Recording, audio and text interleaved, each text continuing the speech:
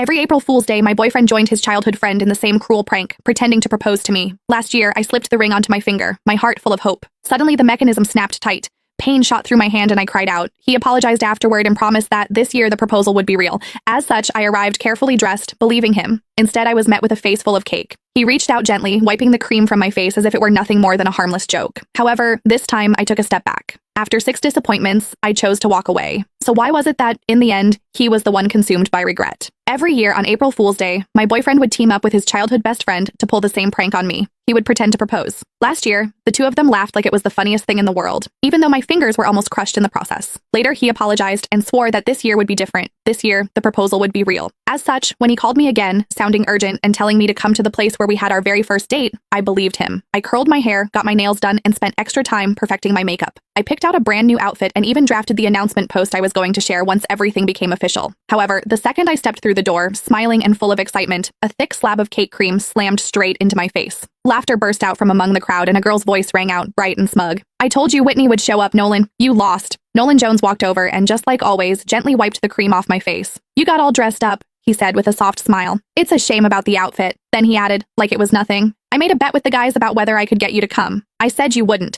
If I won, I'd propose tomorrow. If I lost, I'd propose next year." He looked at me, still smiling. "Sorry, since you showed up, I guess we're not getting married this year after all." I stared at him quietly. "So, you do know what tomorrow is?" He let out a careless laugh. "Of course I do. It's our 6-year anniversary. How could I forget?" The cream clung to my face, sticky and cold. At that moment, something inside me went completely numb. Our anniversary did not even take precedence over a prank, just like I could never beat her. I slipped off the plain couple's ring I had worn for 6 years. "Then let's break up." The sharp, clear sound of the ring hitting the floor cut through the room, and everything went silent. Nolan frowned a little. "Don't make a big deal out of this. It's just some cream. I'll wash it off for you later. You know Sylvia used to go way harder than this. She's already holding back." He glanced at the others. "It wasn't easy getting you here. Don't make it look like I can't even have fun just because I'm in a relationship." Sylvia Lowell made a face, looking upset. "Whitney, it's just a joke. If you don't like it, we'll stop, okay? Why are you talking about breaking up over something like this?" "See, I told you Whitney can't take a joke," someone else said. "You insisted on calling her, now look at what's happened." Sylvia huffed and sat on the couch. The mood shifted instantly. The way everyone looked at me turned cold. She was the only girl in their group, the one everyone spoiled. As long as she was unhappy, everyone would rush to comfort her, Nolan included. The first time I met her, she organized a game of truth or dare. When other people got dared, it was just something a little embarrassing. However, when it was my turn, they asked me to do something way out of line in front of everyone. All I said was that it was too much and I did not like it. Sylvia's eyes immediately turned red and she ran out of the room. Everyone ran after her, Nolan too.